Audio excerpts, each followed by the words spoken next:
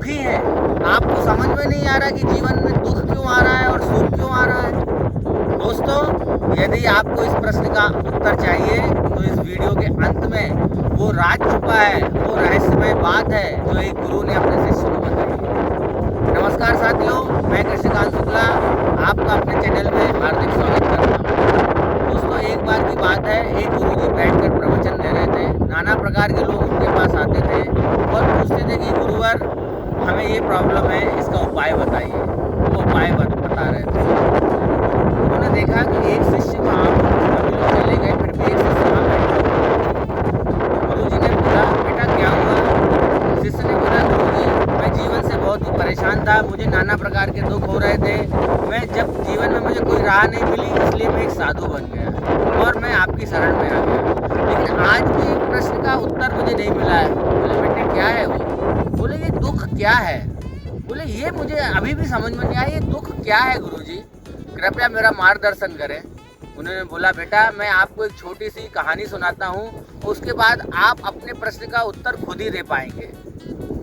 गुरुजी ने बोला कि एक बार की बात है, एक नगर सेठ था, वो बहुत ही धनाढ्य था, उसका व्यापार था, देश विदेश तक उसका व्यापार फैला हुआ था।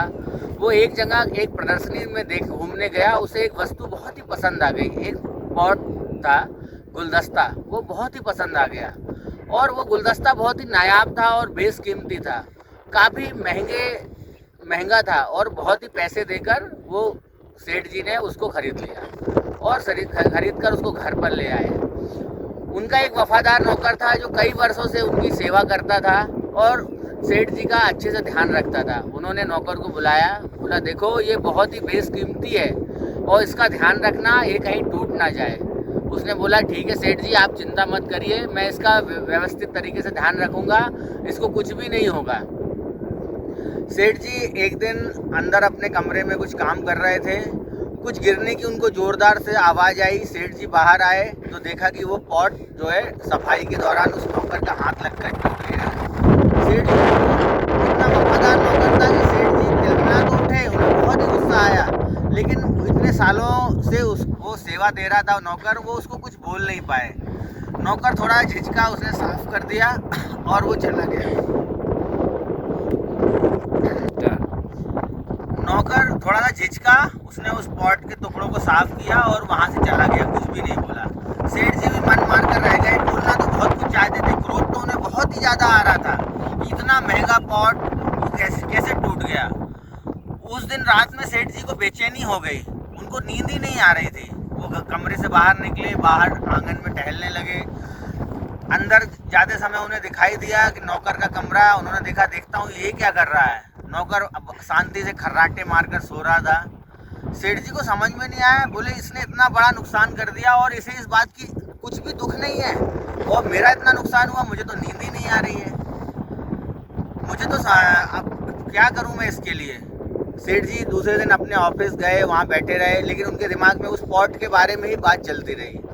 वो पॉट इतना महंगा था, वो टूट गया, नौकर को तो कुछ फर्क नहीं पड़ता, ये तो सोच ही नहीं रहा है, मैं अब इसे क्या बोलूँ, इसे नौकरी से भी नहीं निकाल सकता, इतने सालों से ये मेरे साथ काम कर रहा है, वफादार है। अब सेठ जी को घर आते समय एक ख्याल आया, मैं कुछ इस नौकर से बोलता हूँ। जैसे ही वो सेठ जी घर पहुँचे, नौकर चाय लेके आया उनके लिए। उन्होंने नौकर को पास बुलाया और बिठाया।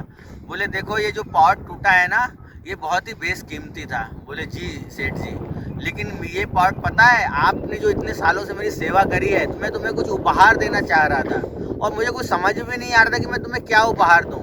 ये इतना बेशकीमती था तो मैंने सोचा कि क्यों ना मैं तुम्हारे लिए लेके आया, लेकिन मैं इसका एक मौका देख रहा था, उस मौके पे मैं आपको उपहार में देता।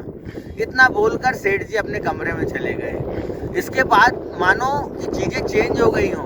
उस नौकर को बस वो पॉट दिखाई देने लगा, नौकर का काम में मन नहीं लगा। उस दिन नौकर ने खाना भी नहीं खाया। रात भर उस नौकर बस यही सोचता रहा कि बताइए सेठ जी मेरे लिए इतना महंगा पॉट लाए थे, मेरे हाथ से इतना महंगा पॉट टूट गया। दोस्तों, ये कहानी यहीं समाप्त तो होती है। अब गुरुजी ने पूछा शिष्य से कि बताओ शिष्य, ये दुख क्या है? शिष्य ने तपाक से आंसर दिया, उत्तर दिया कि गुरुजी दुख तो एक विचार है। जब तक ये विचार सेठ जी के मन में था तो सेठ जी को नींद नहीं आई, सेठ जी ने खाना नहीं खाया, सेठ जी बहुत ही बेचैन थे। जैसे ही उन्होंने अपना ये विचार किसी और को दे दिया, उस नौकर को दे दिया, और ये विचार को उस नौकर ने अपने दिमाग में रख लिया, तो वो दुखी हो गया। जी हाँ दोस्तों, यहाँ सोचने वाली चीज़ है। गंभीरता से सुनिएगा इस बात को और मनन करिएगा, अपने आत्मचिंतन करिएगा। दुख एक विचार है, यदि आप वो विचार को त्याग दें तो आपका दुख समाप्त हो जाएगा। दुख के स्वरूप बदल जाते हैं। हर आदमी अपने अपने प्रकार से कल्पना करता है और दुख कल्पनाओं से ही बड़ा होता है और छोटा होता है। जिस दिन वो सेठ जी का पॉट टूटा, उस दिन सेठ जी को नींद नहीं आई, सेठ जी ने भोजन नहीं किया, वो बेचैन रहे और नौकर खर्राटे मारकर सोता रहा। लेकिन जैसे ही नौकर को वो विचार दे दिया सेठ जी ने, तो नौकर दुखी हो गया और उसको ना नींद आई, ना उसने भोजन किया और वो बेचैन होता। इसलिए आप अपने दुख का मनन करिए, लेकिन उतना ही करिए जितना आवश्यक है। उसको सही करने के लिए कार्य करिए, ना कि उस विचार को अपने अंदर जगह बनाने दीजिए। ये विचार को त्याग दीजिए, ये विचार को कहीं ट्रांसफर कर दीजिए, कोशिश करिए। अदरवाइज ये दुख, ये विचार, ये दुख के जो विचार हैं आपको अंदर से खोखला कर देंगे। इसी के साथ मैं अपना ये ब्लॉग से यही समाप्त करता हूँ और आशा करता हूँ कि आपको मेरे मोटिवेशनल ब्लॉग पसंद आ रहे हैं। आपके जो कमेंट मिलते हैं उसके लिए आप लोगों का बहुत बहुत धन्यवाद। कृपया लोगों की ज़िंदगी को परिवर्तित करने की कोशिश करते रहिए, अपना काम भी करिए, लोगों में सकारात्मक बातें का विचार डालिए, अच्छाइयों को फैलाइए, लोगों को मोटिवेट करिए और खुश रहिए। टेक केयर, बाय बाय, फिर मिलेंगे। नमस्कार दोस्तों।